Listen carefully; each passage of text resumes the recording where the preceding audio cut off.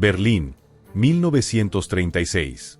Los reflectores iluminan una pasarela donde desfila una joven de belleza extraordinaria. Su nombre es Irma Grese. Con apenas 18 años, su rostro aparece en las portadas de las revistas de moda más importantes de Alemania.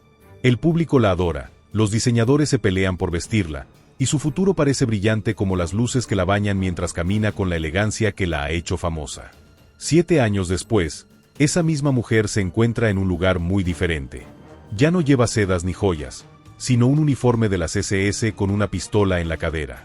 Ya no camina por pasarelas, sino por los barracones de Auschwitz.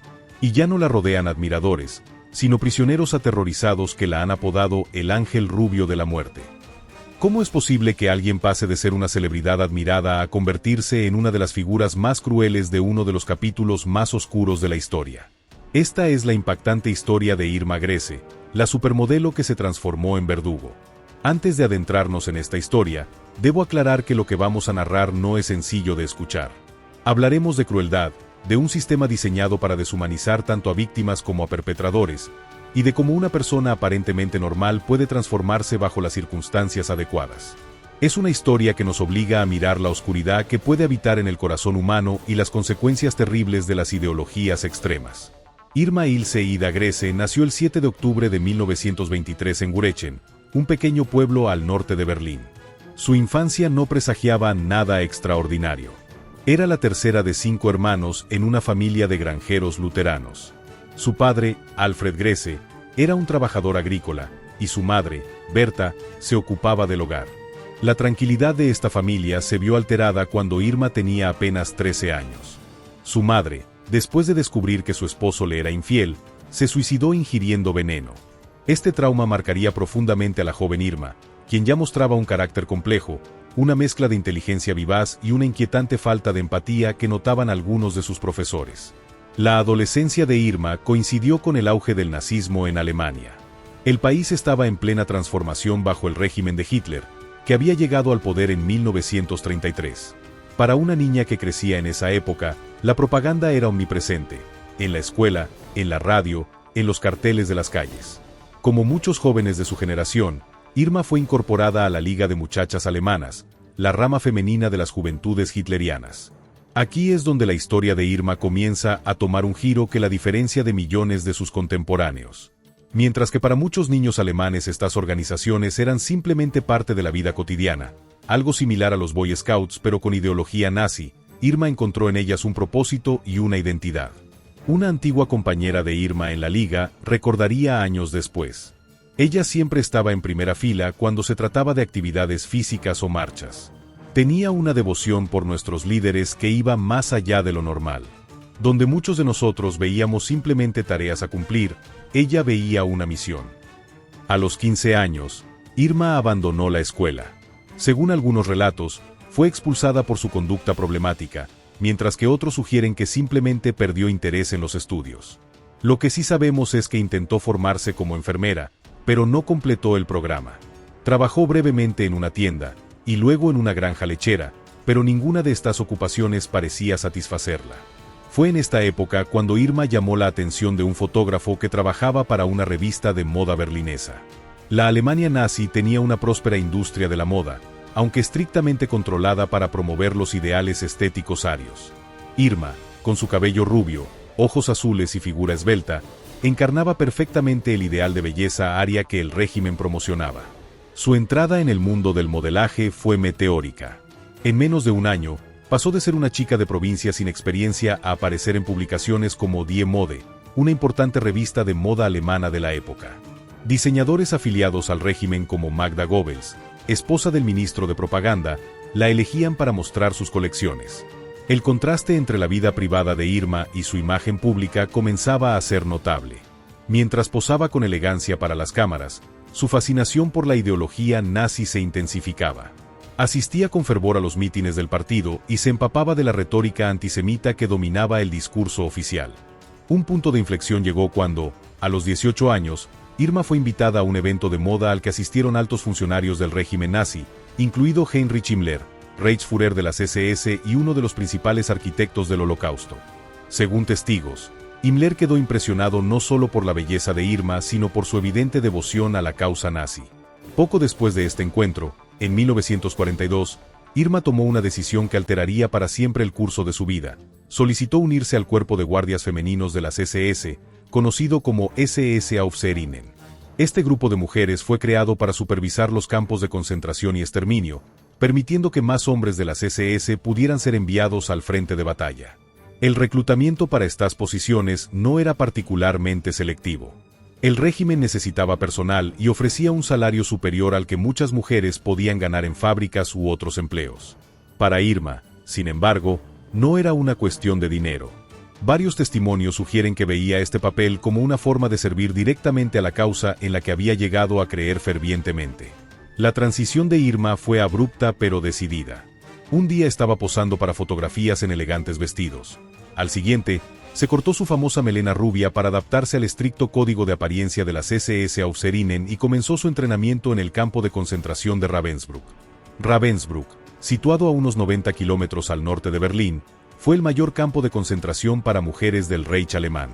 Inaugurado en 1939, albergaba principalmente a prisioneras políticas, resistentes, testigos de Jehová, asociales.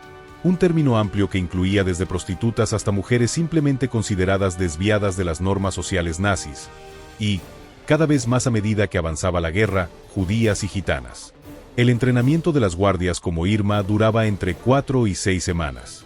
Se les enseñaba disciplina, procedimientos de seguridad y cómo manejar a las prisioneras. Este manejo incluía castigos corporales, privación de alimentos y otras formas de abuso físico y psicológico. Las reclutas que mostraban especial aptitud para la crueldad eran premiadas con mayor autoridad. Irma destacó durante su entrenamiento. Su belleza, que en otro contexto le había valido admiración, ahora creaba un contraste perturbador con la brutalidad que comenzaba a exhibir. Una antigua prisionera de Ravensbrück recordaría más tarde: parecía un ángel, pero actuaba como un demonio. Era más aterradora precisamente porque su apariencia te hacía bajar la guardia por un momento, antes de que mostrara su verdadera naturaleza. Después de completar su formación, Irma trabajó brevemente en Ravensbrück antes de ser transferida en marzo de 1943 al campo de concentración de Auschwitz-Birkenau, en la Polonia ocupada. Auschwitz era el epicentro del genocidio nazi, un complejo masivo donde más de 1 millón de personas, la mayoría judíos, fueron asesinados. En Auschwitz, Irma fue asignada inicialmente como guardia en el bloque 11, conocido como el bloque de castigo, donde las condiciones eran incluso peores que en el resto del campo. Pronto, sin embargo, ascendió a supervisora de guardia, un puesto de autoridad considerable para alguien de apenas 20 años. Fue en Auschwitz donde Irma comenzó a forjar su terrible reputación. Las supervivientes hablarían de su belleza física en contraste con su crueldad extrema. Siempre impecablemente arreglada, con botas altas brillantes, un distintivo silbato colgado al cuello y a menudo acompañada de perros adiestrados para atacar a los prisioneros, se convirtió en una figura temida. Las supervivientes relataron cómo Irma parecía disfrutar particularmente con la humillación de las prisioneras. Obligaba a mujeres debilitadas por el hambre y la enfermedad a mantener posiciones dolorosas durante horas, seleccionaba arbitrariamente a prisioneras para enviarlas a la cámara de gas, y golpeaba regularmente a las internas con un látigo o una fusta que llevaba siempre consigo. Particularmente perturbadoras son las acusaciones sobre su participación en experimentos médicos. En Auschwitz, médicos nazis como Josef Mengele realizaban atroces experimentos con prisioneros. Según varios testimonios, Irma colaboraba activamente seleccionando mujeres para estos procedimientos, especialmente aquellas que consideraba atractivas, por las que parecía sentir un especial resentimiento. Un episodio que ilustra la complejidad psicológica de Irma ocurrió cuando su propio padre fue temporalmente detenido por criticar aspectos del régimen nazi. Irma no movió un dedo para ayudarlo, declarando que los enemigos del Reich merecen su castigo. Esta anécdota, relatada por su hermana, muestra hasta qué punto Irma había internalizado la ideología nazi, anteponiéndola incluso a los lazos familiares.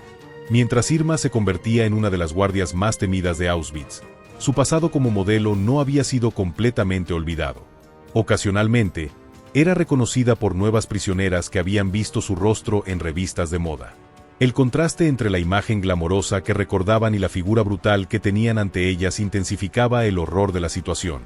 Una superviviente, Olga Lengyel, escribiría más tarde: «Era hermosa.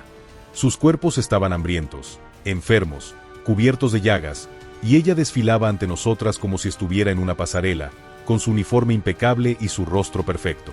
Nos miraba como si no fuéramos humanas. Y tal vez, en su mente, no lo éramos. En enero de 1945, a medida que el Ejército Rojo avanzaba hacia el oeste, los nazis comenzaron a evacuar Auschwitz. Irma fue transferida al campo de concentración de Bergen-Belsen, en Alemania. Las condiciones en Bergen-Belsen durante los últimos meses de la guerra eran catastróficas. El campo estaba severamente superpoblado con prisioneros evacuados de campos del este, los suministros de alimentos eran casi inexistentes, y las enfermedades, especialmente el tifus, se propagaban sin control. En este entorno caótico, la brutalidad de Irma alcanzó nuevos niveles. Con la derrota de Alemania cada vez más cercana, parecía determinada a causar tanto sufrimiento como fuera posible en el tiempo que le quedaba. Las supervivientes describen cómo seleccionaba a prisioneras para golpearlas hasta la muerte por infracciones triviales como manchas en el uniforme o no mantener la compostura durante interminables pases de lista. El 15 de abril de 1945, el ejército británico liberó Bergen-Belsen.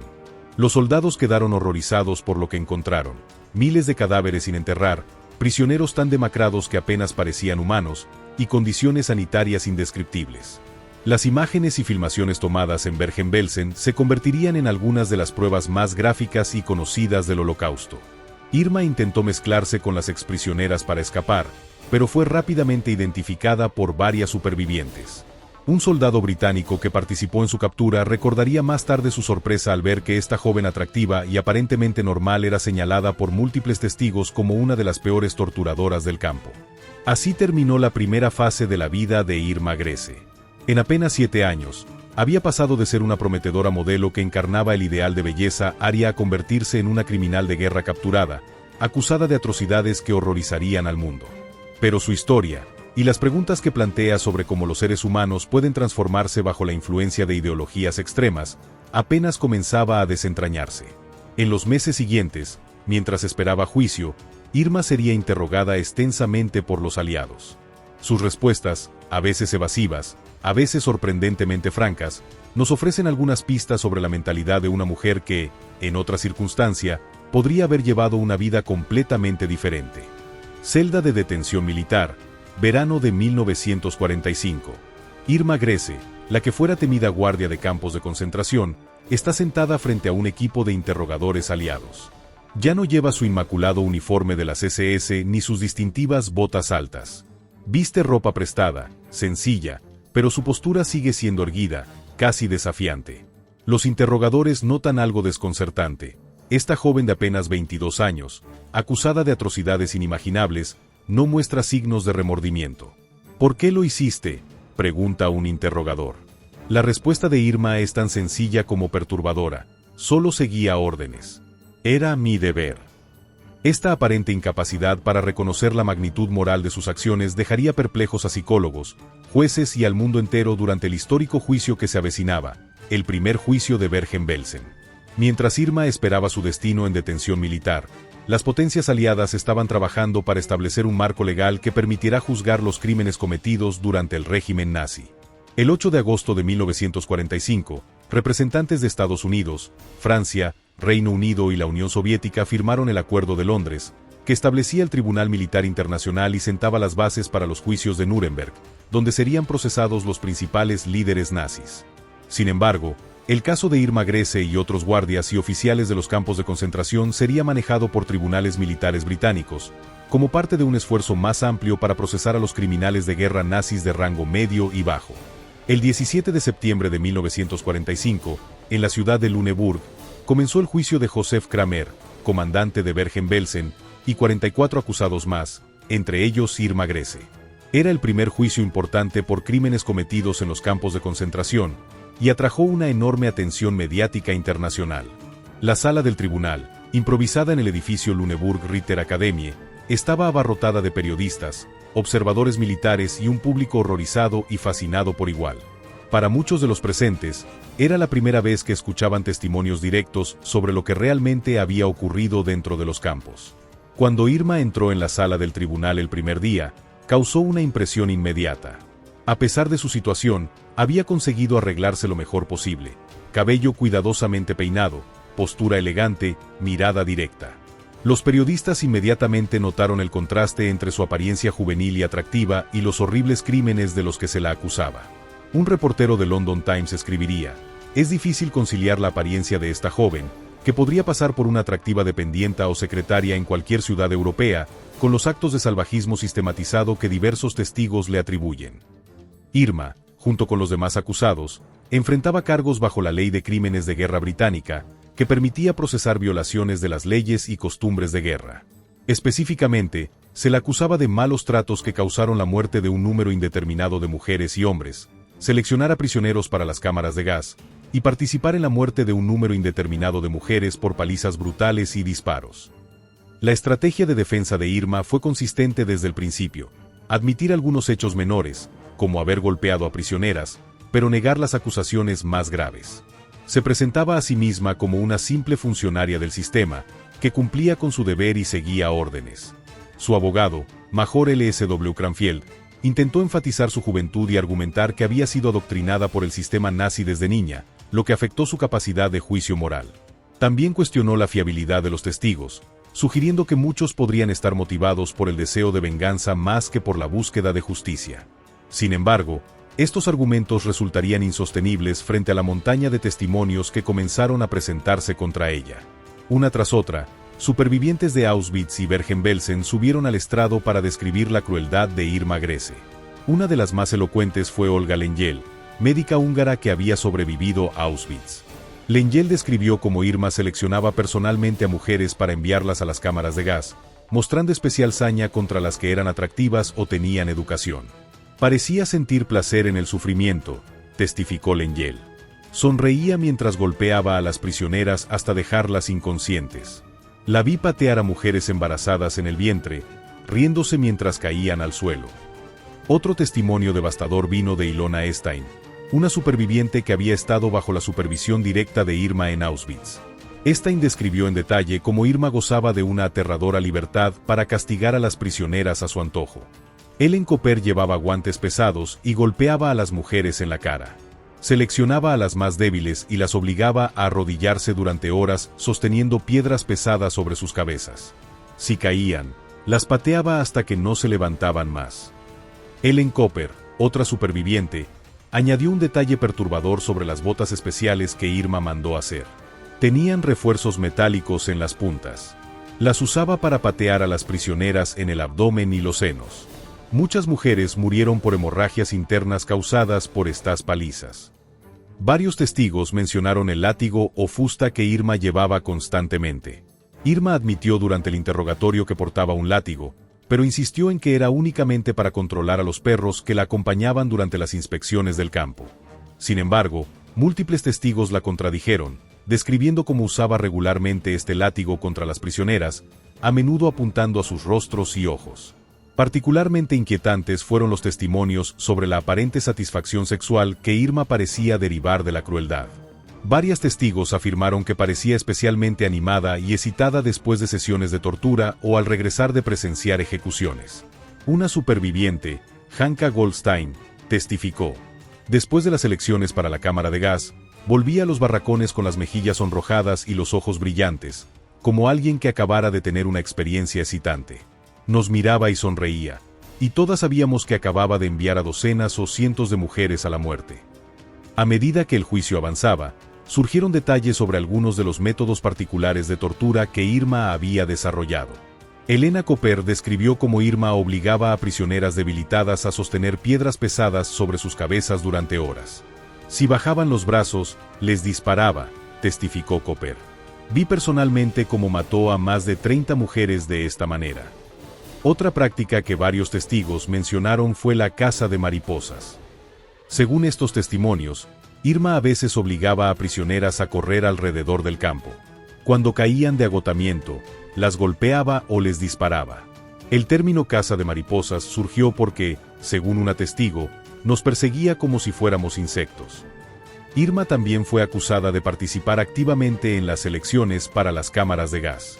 Estas elecciones ocurrían tanto a la llegada de nuevos transportes de prisioneros a Auschwitz como periódicamente dentro del campo, cuando se buscaba eliminar a los enfermos y débiles. Varios testigos declararon haber visto a Irma señalando a prisioneras para ser enviadas a la muerte, aparentemente disfrutando del poder de decidir quién vivía y quién moría. A lo largo del juicio, Irma mantuvo una actitud que muchos observadores encontraron desconcertante. A veces parecía aburrida, otras veces mostraba irritación ante ciertos testimonios, pero rara vez mostró signos de remordimiento o incluso comprensión de la gravedad de las acusaciones. Durante sus propias declaraciones, habló con una voz clara y firme, negando las acusaciones más graves y minimizando otras. Cuando se le preguntó directamente sobre las elecciones para la cámara de gas, Irma respondió: "Estuve presente durante las elecciones, pero no decidía quién iba a la cámara de gas. Eso lo decidían los médicos". Este tipo de respuestas, técnicamente ciertas pero evasivas, caracterizaron su testimonio. Irma admitía haber estado presente en situaciones donde ocurrieron atrocidades, pero siempre negaba responsabilidad directa, desplazándola hacia sus superiores o el sistema en general. Un momento particularmente revelador ocurrió cuando el fiscal, coronel Bakose, le preguntó si consideraba que había hecho algo malo. Irma respondió: "Ahora entiendo que algunas cosas estaban mal, pero en ese momento creía que estaba haciendo lo correcto. Estaba siguiendo las órdenes y las leyes de mi país". Esta respuesta encapsula la defensa conocida como obediencia debida o cumplimiento de órdenes superiores, que sería repetida por numerosos acusados nazis en este y otros juicios. Sin embargo, los fiscales argumentaron convincentemente que incluso dentro del sistema nazi, la crueldad particular de Irma iba más allá de lo requerido por sus deberes. El teniente coronel L.J. Gen, parte del equipo de fiscales, señaló: "Incluso si aceptamos que estaba siguiendo órdenes al participar en selecciones, nada le ordenaba torturar a prisioneras por placer, golpearlas hasta la muerte o humillarlas de las formas que múltiples testigos han descrito". A medida que el juicio avanzaba, surgieron más detalles sobre la vida personal de Irma durante su tiempo como guardia. Se presentaron evidencias de que había mantenido relaciones románticas con varios oficiales de las SS, incluyendo Josef Kramer, comandante de Bergen-Belsen, también en el banquillo de los acusados. Algunos testigos también mencionaron la competencia y rivalidad entre Irma y otras guardias femeninas. Según estos relatos, Irma se esforzaba por impresionar a sus superiores masculinos con su dureza y eficiencia, a menudo sobrepasando a otras guardias en crueldad. Este comportamiento podría explicarse parcialmente por su deseo de ascender en la jerarquía del campo. De hecho, su rápido ascenso de guardia novata a supervisora en apenas un año sugiere que sus superiores aprobaban sus métodos. En un sistema donde la brutalidad era recompensada, Irma había encontrado una forma de destacarse. Un aspecto de su personalidad que resultó evidente durante el juicio fue su vanidad persistente. Incluso en el campo de concentración, Irma se preocupaba obsesivamente por su apariencia. Varios testigos mencionaron que siempre llevaba un uniforme impecable y se maquillaba cuidadosamente antes de sus turnos. Una superviviente recordó con amargura cómo Irma se pavoneaba frente a prisioneras hambrientas y enfermas como si estuviera en una pasarela de moda. Esta vanidad tenía un lado más siniestro. Según varios testimonios, Irma coleccionaba objetos de valor, especialmente joyas y ropa fina, que robaba a las prisioneras que llegaban a Auschwitz. Una testigo afirmó haberla visto usando un chal que había pertenecido a una mujer posteriormente enviada a la cámara de gas. Particularmente perturbadores fueron los testimonios sobre lámparas y otros objetos supuestamente hechos con piel humana que Irma habría tenido en su habitación. Aunque estas acusaciones específicas nunca pudieron ser probadas de manera concluyente, contribuyeron a la imagen de Irma como un monstruo con forma humana. A medida que el juicio se acercaba a su conclusión, el panorama que emergía era el de una joven que, lejos de ser una simple seguidora de órdenes, había encontrado en el sistema nazi un entorno donde sus tendencias más oscuras podían florecer sin restricciones. El adoctrinamiento ideológico había proporcionado una justificación para su crueldad, pero muchos de sus actos parecían motivados por sadismo personal más que por celo ideológico. En sus alegatos finales, el fiscal, coronel Bakose, argumentó que Irma Grese no era simplemente un engranaje en la maquinaria nazi, sino una perpetradora entusiasta que había sobrepasado incluso lo que el sistema esperaba de ella. Los testimonios muestran claramente que la acusada no solo cumplía órdenes, sino que disfrutaba de su poder para causar sufrimiento, declaró Bakose. Su juventud y su apariencia no disminuyen la gravedad de sus crímenes. El abogado defensor, Major Cranfield, hizo un último intento de salvar a su cliente, enfatizando su juventud, el entorno de adoctrinamiento en que creció, y cuestionando la fiabilidad de testigos traumatizados. Debemos preguntarnos si una joven criada en el régimen nazi, que no conocía otra realidad, puede ser juzgada con los mismos estándares que aplicaríamos a alguien con libertad de pensamiento, argumentó. Después de escuchar todos los testimonios y argumentos, el tribunal se retiró a deliberar. El 17 de noviembre de 1945, tras casi 2 meses de juicio, el presidente del tribunal, Major General H.P.M. Verney Ficklin, anunció los veredictos. Joseph Kramer, Irma Grese y otros 9 acusados fueron declarados culpables y sentenciados a muerte. 14 acusados recibieron sentencias de prisión que iban desde 1 año hasta cadena perpetua. El resto fueron absueltos por falta de pruebas convincentes.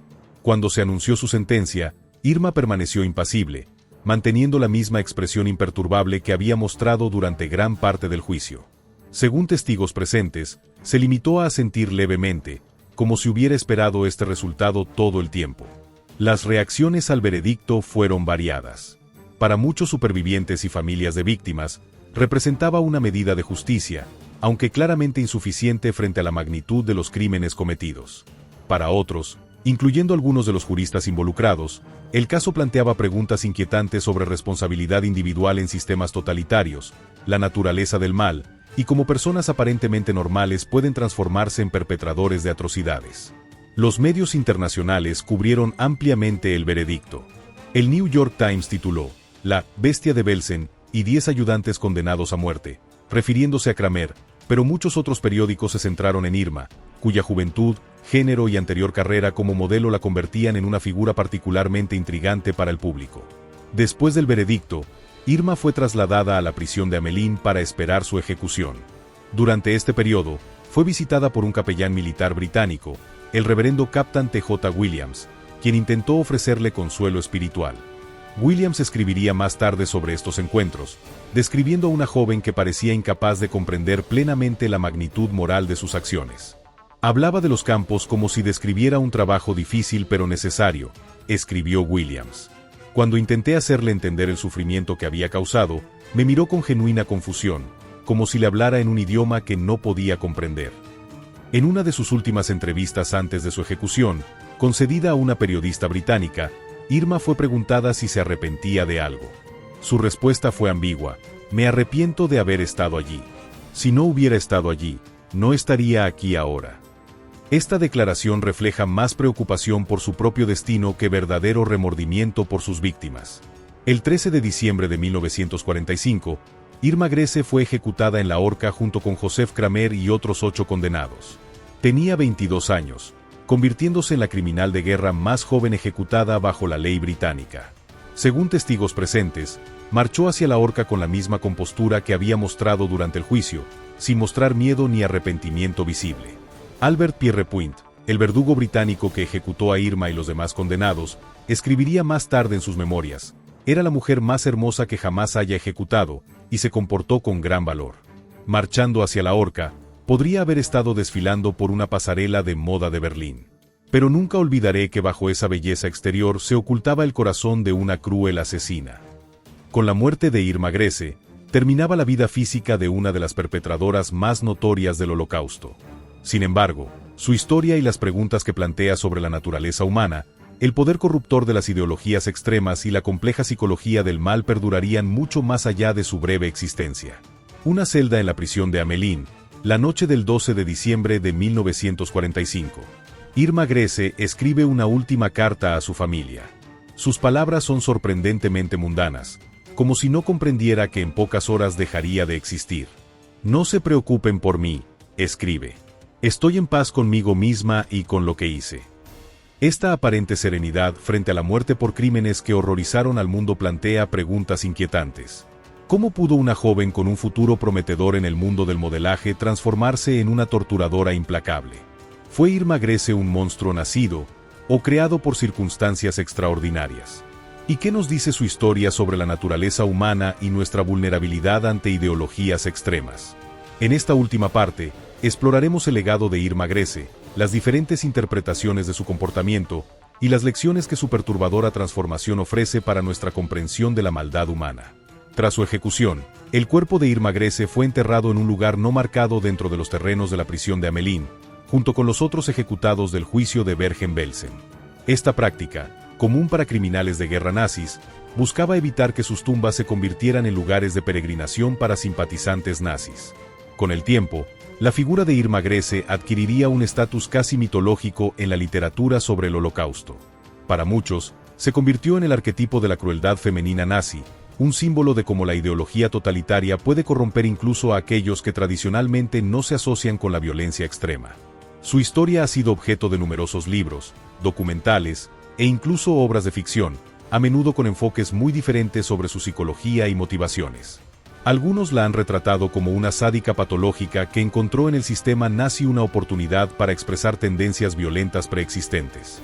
Otros han enfatizado el papel del adoctrinamiento y las circunstancias, viendo a Irma como un producto extremo pero lógico del entorno totalitario en que se desarrolló. Para los supervivientes de los campos, Irma Grese permanece como un símbolo vívido del horror que experimentaron. Muchos mencionaron en sus memorias cómo el contraste entre su belleza física y su crueldad extrema hacía que sus acciones resultaran aún más traumáticas y desorientadoras. Olga Lengyel, la médica superviviente que testificó contra Irma, escribiría en su influyente memoria Five Chimneys, 5 chimeneas. Ella encarnaba una contradicción insoportable. Su rostro podría haber inspirado a un artista para pintar ángeles, pero sus acciones parecían surgir del más profundo infierno. Este contraste nos atormentaba tanto como sus golpes. Para la sociedad alemana de posguerra, figuras como Irma Grese representaban un desafío particular en el proceso de confrontar su pasado nazi. Mientras que los principales arquitectos del Holocausto como Hitler, Himmler y Göring podían ser vistos como monstruos excepcionales, guardias como Irma eran perturbadoramente normales, jóvenes comunes que se habían convertido en perpetradores bajo circunstancias específicas. Para los psicólogos e historiadores que han estudiado el comportamiento humano en situaciones extremas, el caso de Irma ofrece perspectivas importantes sobre cómo las personas ordinarias pueden convertirse en perpetradoras de atrocidades. La psicóloga social Alexandra Estein, quien ha estudiado el comportamiento en cultos y regímenes totalitarios, sugiere que el caso de Irma ilustra el poder del adoctrinamiento gradual. El régimen nazi creó un sistema de valores completamente invertido, donde la crueldad hacia los enemigos era vista como virtud. Jóvenes impresionables como Irma, expuestos a esta ideología desde temprana edad, internalizaron estos valores distorsionados hasta que les parecieron normales. El historiador Christopher Browning, en su influyente obra Ordinary Men, Hombres Ordinarios, sobre policías alemanes que se convirtieron en asesinos en masa, señala factores que pudieron operar también en el caso de Irma.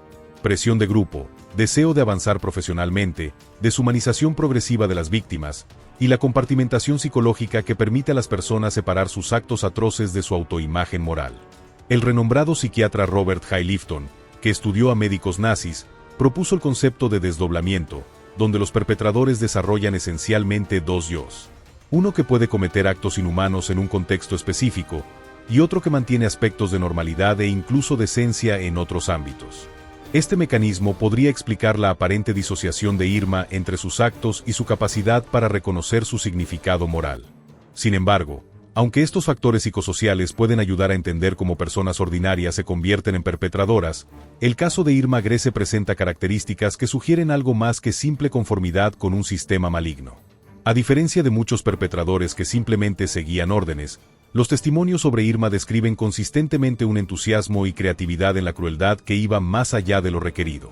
Los testigos describen cómo parecía disfrutar del sufrimiento que causaba, sugiriendo elementos de sadismo que, si bien pudieron ser exacerbados por el sistema, probablemente tenían raíces en su psicología individual. El psiquiatra forense Michael Stone, quien ha estudiado a asesinos y criminales violentos, sugiere que casos como el de Irma Grese representan una convergencia perfecta y terrorífica entre predisposiciones individuales y oportunidades situacionales. Algunas personas tienen tendencias sádicas o antisociales latentes que en circunstancias normales podrían permanecer controladas o expresarse de maneras socialmente aceptables. Pero en un sistema como el nazi, que no solo permitía sino que recompensaba la crueldad, estas tendencias podían florecer sin restricciones. Esta perspectiva nos lleva a una pregunta inquietante. ¿Habría Irma Grese manifestado comportamientos crueles en otras circunstancias, o fue el sistema nazi lo que creó a la torturadora a partir de una joven normal? Las escasas evidencias sobre su infancia y adolescencia temprana no muestran signos obvios de patología severa, aunque hay indicios de problemas de conducta menores y cierta frialdad emocional notada por algunos profesores. Su hermana Helen, en una entrevista años después, Afirmaría que Irma siempre había sido diferente, más distante emocionalmente y ocasionalmente cruel con animales, pero nada que presagiara los extremos que posteriormente alcanzaría.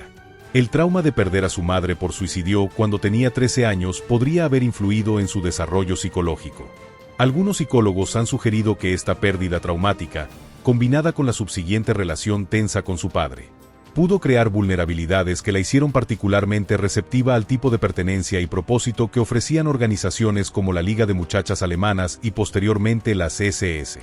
La transformación de Irma de modelo a verdugo también plantea preguntas sobre el papel de la belleza y la imagen en la construcción de su identidad. Algunos analistas han sugerido que su experiencia en el modelaje, donde era valorada principalmente por su apariencia física y su conformidad con ideales estéticos arios, pudo reforzar su internalización de la ideología nazi sobre pureza racial y superioridad. Esta conexión entre estética e ideología no era casual en el Tercer Reich. Los nazis elevaron ciertos ideales de belleza física a principios políticos, celebrando cuerpos y rostros que encarnaban su concepción de la superioridad aria. Irma, con su cabello rubio y ojos azules, no solo representaba este ideal, sino que había construido una identidad y carrera basadas en ello antes de unirse a las SS. El contraste entre su anterior vida como modelo y su posterior papel como torturadora también puede verse como un reflejo distorsionado de las contradicciones dentro de la propia sociedad nazi, que simultáneamente glorificaba la belleza y perpetraba horrores inimaginables. El caso de Irma también ilumina aspectos específicos de género en la participación en atrocidades masivas. Tradicionalmente, las mujeres han sido vistas como menos propensas a la violencia extrema, lo que hace que perpetradoras como Irma parezcan especialmente aberrantes o incomprensibles. Sin embargo, historiadoras feministas como Claudia Cons y Wendy Loer han argumentado que esta visión simplifica la compleja realidad de la participación femenina en el régimen nazi. En su libro Hitler's Furies, Las Furias de Hitler, Loer documenta cómo miles de mujeres alemanas participaron activamente en la maquinaria de muerte nazi, no solo como guardias de campo sino como enfermeras, secretarias y colonizadoras en territorios ocupados. En este contexto, Irma Grese puede verse no como una aberración inexplicable, sino como un caso extremo de un fenómeno más amplio. La integración de mujeres jóvenes en el aparato represivo nazi a través de roles que, aunque diferenciados por género, eran fundamentales para la ejecución del Holocausto. El sistema de guardias femeninas de las SS, al que Irma pertenecía, refleja cómo el régimen nazi creó espacios específicos donde las mujeres podían ejercer poder autoritario dentro de los límites de una ideología profundamente patriarcal. Estas mujeres tenían autoridad sobre prisioneros, pero siempre bajo la supervisión y dirección última de sus superiores masculinos. Para jóvenes como Irma, provenientes de entornos humildes y con oportunidades limitadas, estos roles ofrecían no solo empleo sino también un estatus y poder que difícilmente podrían haber alcanzado en la sociedad civil alemana de la época. Este aspecto puede ayudar a explicar por qué algunas guardias como Irma mostraban un celo particular en sus funciones. Estaban defendiendo posiciones de poder sin precedentes para mujeres de su clase social. Las relaciones de Irma con oficiales masculinos de las SS, mencionadas durante su juicio, añaden otra dimensión a esta dinámica de género.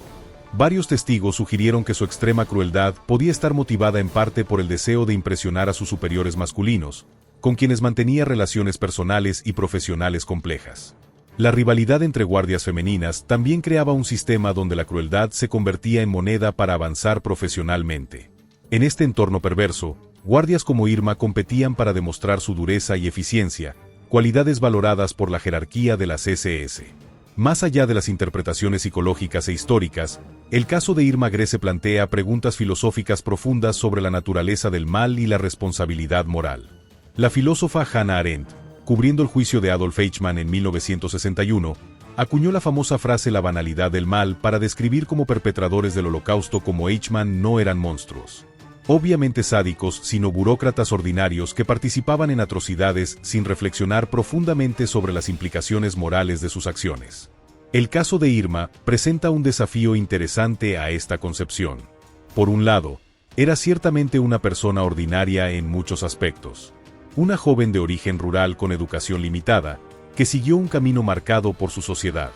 Por otro lado, los testimonios de su comportamiento sugieren un sadismo activo que va más allá de la obediencia burocrática que Arendt observó en Eichmann.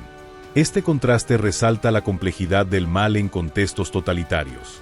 Mientras algunos perpetradores pueden encajar en el modelo de Arendt como ejecutores irreflexivos, otros como Irma parecen habitar un espacio más perturbador donde tendencias personales hacia la crueldad encuentran expresión y validación dentro de un sistema malévolo. El filósofo moral Jonathan Glover, en su obra Humanity, Humanidad, sugiere que casos como el de Irma Grese muestran cómo ciertos entornos pueden erosionar las restricciones morales que normalmente inhiben el comportamiento cruel. Estas restricciones incluyen la simpatía humana, el respeto por la dignidad y la adhesión a principios morales. El régimen nazi trabajó sistemáticamente para desmantelar estas restricciones a través de la deshumanización de las víctimas, la creación de distancia moral mediante lenguaje eufemístico, y la sustitución de la moralidad tradicional por una ética distorsionada donde la lealtad al régimen y la pureza racial superaban cualquier consideración humanitaria.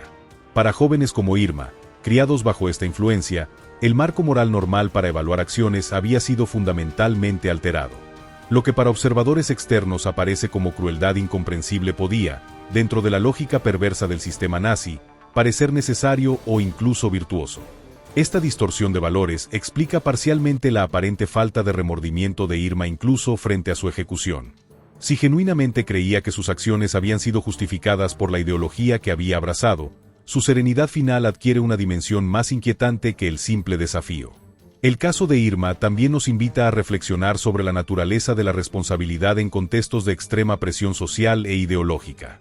¿Hasta qué punto podemos considerar a perpetradores como Irma plenamente responsables de sus acciones cuando fueron moldeados por un sistema totalitario desde la adolescencia? El tribunal que juzgó a Irma claramente determinó que, a pesar de estas influencias, mantenía suficiente agencia moral para ser considerada responsable. Esta conclusión refleja un principio fundamental de la justicia de posguerra, que incluso bajo regímenes totalitarios, los individuos retienen un núcleo de responsabilidad moral por sus acciones. Las interpretaciones contemporáneas tienden a adoptar una posición matizada, reconociendo tanto la poderosa influencia de factores situacionales como la persistencia de la agencia individual incluso en las circunstancias más coercitivas. Como observa el filósofo Michael Balzer, la presión no exime de responsabilidad, simplemente hace la responsabilidad más difícil de asumir. Este equilibrio entre reconocer factores situacionales sin negar la responsabilidad individual es crucial para extraer lecciones significativas de casos como el de Irma Grese. Una de estas lecciones concierne la vulnerabilidad de los jóvenes ante ideologías extremistas. El caso de Irma ilustra cómo adolescentes en proceso de formación identitaria pueden ser particularmente susceptibles a ideologías que ofrecen certeza, pertenencia y propósito. Esta vulnerabilidad no se limita a contextos históricos como la Alemania nazi, sino que persiste en manifestaciones contemporáneas de extremismo. Otra lección importante se refiere al peligro de sistemas que recompensan la crueldad y castigan la compasión. En los campos de concentración, guardias como Irma recibían aprobación, estatus y promociones por demostrar dureza hacia los prisioneros. Este tipo de incentivos perversos puede transformar comportamientos que inicialmente son realizados por conformidad en hábitos internalizados.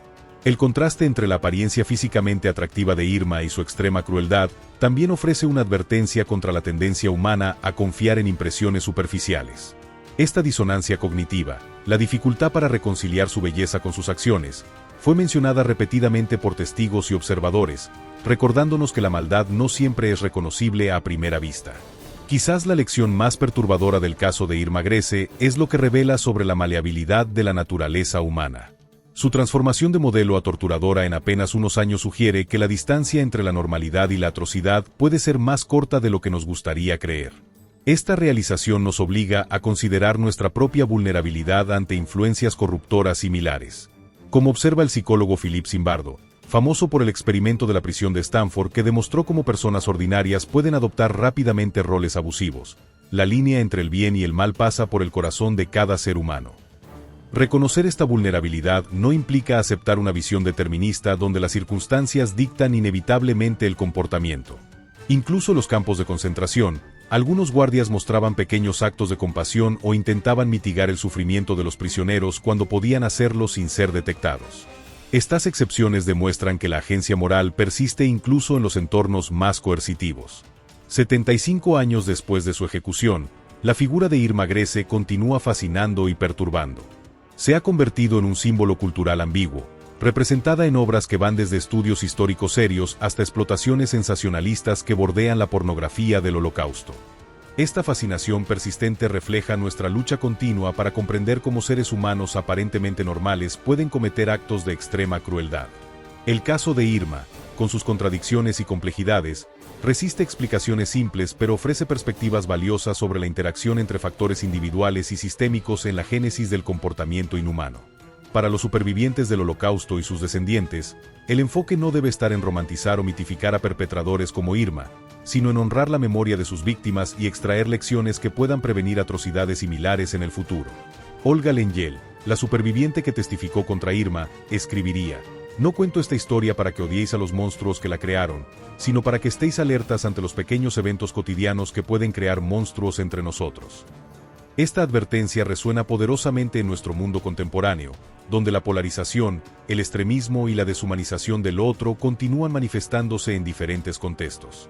La historia de Irma Grese, su transformación de una joven con un futuro prometedor a una perpetradora de atrocidades, sirve como un recordatorio sombrío de la fragilidad de nuestros valores morales frente a ideologías extremas y presiones situacionales.